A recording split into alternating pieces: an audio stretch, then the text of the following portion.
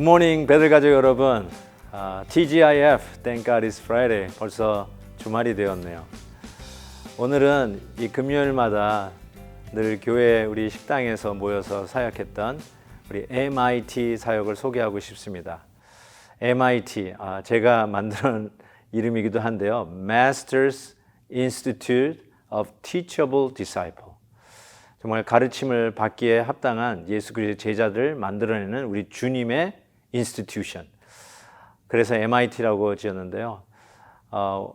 봄, 가을 15주, 16주씩 우리가 이 학교를 진행하면서 60이 시작이고 70이 한창이고 80이 꽃봉오리다를 외치면서 젊음이 부끄럽지 않게 늘 새로운 청춘의 삶을 살아가고 계시는 우리 어르신들이 모여서 신앙적으로도 모범인을 세우고 배움에 놀라운 도전을 이어가고 있는 우리 MIT 사역.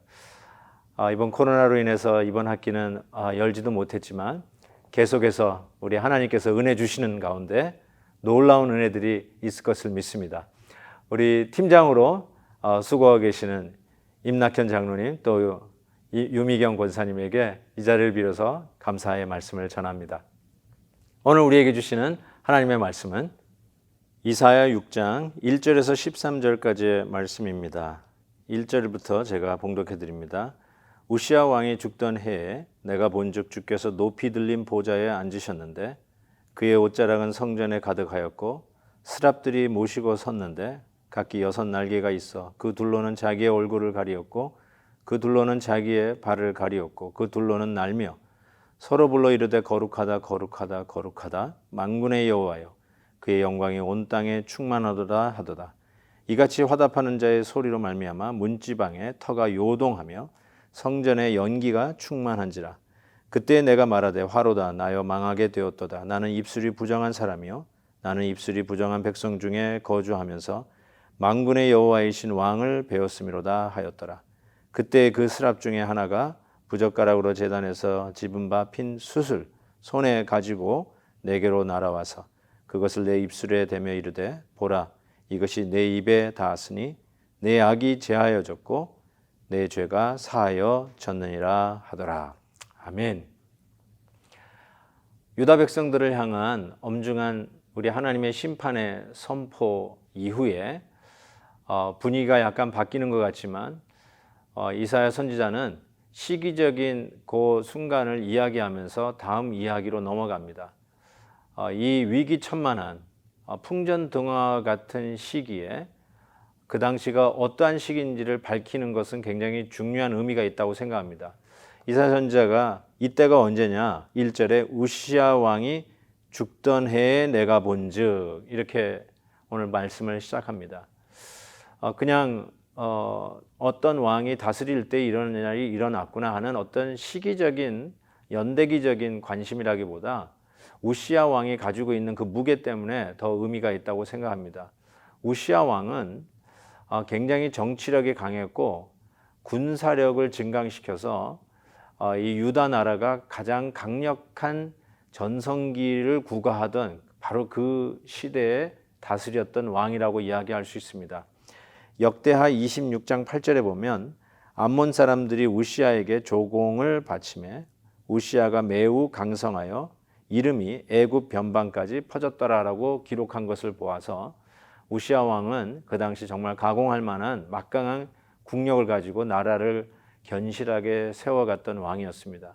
그런데 그 왕이 죽던 해라고 하는 이 말은 그 왕만 바라다보고 있었던 백성들의 입장에서 생각해 볼 때 이것은 절망이었습니다. 앞이 캄캄한 일이었습니다. 그리고 마침 그때 주변 제국이었던 아시리아가 디글랏 빌레셋 3세가 힘을 키워서 나라에 엄청난 위협을 가하려고 했던 그때와 맞물리게 됩니다. 바로 엎친 데 덮친 격으로 큰 위기 속에 있었던 그 나라의 형편을 한마디로 대언해 주는 것이 우시야 왕이 죽던 해라는 것입니다. 어쩌면 우리에게도 그와 같은 인생의 어두운 정말 절망과 답답함 속에 지나던 시기가 있지 않았을까 싶습니다. 어쩌면 지금이 이스라엘 백성들, 유다 백성들에게 우시아 왕이 죽던 해라는 말이 의미하는 그런 절망과 어두움이 깔린 시대가 이 시대가 일 수도 있다고 생각합니다. 여러분 삶 속에 우시아 왕이 죽던 때는 언제입니까? 여러분이 그렇게도 믿었고 바라보았고 그분만 있으면 살 것 같고 그것만 있으면 나의 나됨을 나타낼 수 있겠다라고 생각했던 것. 이제는 나는 성공했다. 이 정도면 이제 난 됐다라고 생각했던 바로 그것이 사라졌을 때 혹시 여러분은 어떤 절망감과 어떤 아픔이 있었는지요? 오늘 이 남쪽 유다 백성들이 우시아 왕이 죽던 그 절망과 견줄 만한 그런 어둠이 혹 여러분에게 있다면 오늘 말씀이 바로 그런 성도님들에게 주시는 메시지가 있을 거라고 생각합니다. 그때 이 이사야 선지자가 무엇을 보냐면 바로 보좌에 앉으신 주님을 바라다 보는 것입니다. 저는 이 말씀을 통해서 아무리 나라가 풍전등화해 있고 또 열국 이방 나라가 강성하게 일어나서 우리나라가 꼭 망할 것 같은 이런 위기 속에 처한다 할지라도 하늘 보좌에는 우리 주님이 앉아 계시다는 이 비전이 우리에게 가르쳐 주는 것이 있습니다. 역사의 흥망성쇠의 주인은 우리 주님이라는 것입니다. 내가 원하는 대로 이 세계의 역사가 나아가지는 않죠. 내가 원하는 대통령이 꼭 대통령이 되는 것도 아니고 내가 원하는 대로 어떤 정치가 세워져서 어떤 정책이 펼쳐지는 것은 결단코 아닐 것입니다. 그럼에도 불구하고 우리 예수 그리스도를 나의 왕, 나의 주, 만주의 주제로 믿는 우리 성도들에게 있어서는 이 어렵고 힘든 절망의 상황 속에서도 하늘을 보매 보좌 우편에 우리 주님이 앉아 계시다는 사실입니다. 이것이 오늘도 우리에게 엄청난 힘과 능력과 그리고 오늘을 살아가고 우리의 현실을 맞닥뜨릴 수 있는 힘을 준다고 저는 분명히 믿습니다. 왜요? 이 역사의 주관자는 우리 하나님이시기 때문에 그렇습니다. 하나님을 본 것으로 인해서 절망했던 이사야 선지자, 이 당시는 죄인이 거룩한 하나님을 보는 것이 죽음이었죠. 그때 이 천사들이 와서 이사야의 입술을 깨끗이 정결하게 하는 것을 보게 됩니다. 맞습니다. 정말 우리는 하나님 앞에 섰을 때 티끌만도 못한 죄인인 것을 우리는 기억해야 될 것입니다. 우리 주님께서 우리를 깨끗하게 해주지 아니하신다면 우리는 그 지글지글 끓는 태양에서 사라지는 눈송이처럼 하나님의 거룩한 임재 앞에서 우리는 멸망받을 수밖에 없는 죄인들인 것을 기억합니다. 그런데 우리들을 깨끗게 하시고 깨끗게 하신 후에 그 다음에 하나님은 우리에게 사명을 주십니다. 이사야 선지자가 그 사명의 소리에 이렇게 응답하는 것을 볼 수 있습니다. 8절에 내가 또 주의 목소리를 들으니 주께서 이르시되 내가 누구를 위하여 누가 우리를 위하여 갈고 하시니 그때 내가 이르되 내가 여기 있나이다 나를 보내소서. 사랑하는 우리 베델 가족 여러분, 나를 보내소서. 이때 과연 누가 내 일을 할까? 이때 내 이름을 가지고 가야 할 사람이 누구일까? 꼭 보내고 싶은데 누가 나서줄까? 우리 주님이 물으실 때에 예수 그리스도의 보혈로 정결함을 받은 은혜 받은 하나님의 백성들, 바로 저와 여러분은 주여 내가 여기 있습니다. 주님 나를 사용하여 주옵소서.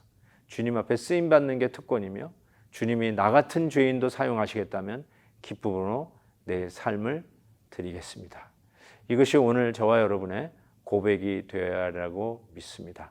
이 고백과 함께 우리 하나님의 능력의 장중에 붙잡혀 놀랍게 쓰임받는 하루 되기를 주의 이름으로 축복합니다. 기도하겠습니다. 사랑의 하나님 아버지,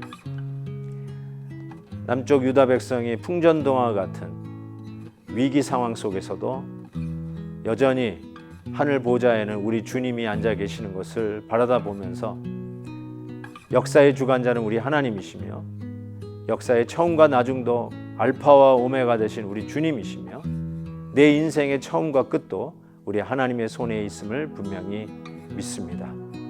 오늘도 그 하나님을 믿고 아무리 어둡고 힘든 상황이라 할지라도 우리 주님의 통치를 바라고 주의 주권을 믿고 달려가는 저희들 되게 하여 주옵소서. 부족하지만 깨끗게 하셔서 하나님의 거룩한 일들을 돌보도록 부르셨사오니 하나님께서 부르실 때에 내가 여기 있습니다 주님. 손들고 자원하며 나아가는 저희들 되게 해 주시옵시고, 오늘도 주님께서 맡겨주신 사명 뒤로 물러서지 않게 하시고, 변명되지 않게 해주시고, 게으르지 않게 해주시고, 우리 주님이 부르실 때 내가 여기 있습니다 번떡 일어나서 옷을 입고 주님의 일들을 위하여 허리띠를 띠고 나아가는 저희들 되게 해 주옵소서. 다가오는 주말도 주께 의탁합니다. 내일 있을 헵시바와 또 주일 예배를 사모합니다. 주님, 저희들과 함께하여 주옵소서. 예수 그리스도의 이름으로 기도하옵나이다. 아멘. 내일 헵시바 때 뵙겠습니다.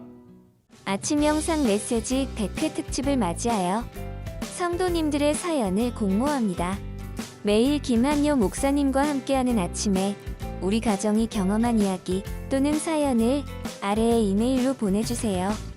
선정되신 분께는 김한효 목사님께서 직접 제작한 말씀 캘리그라피 액자를 선물로 드립니다.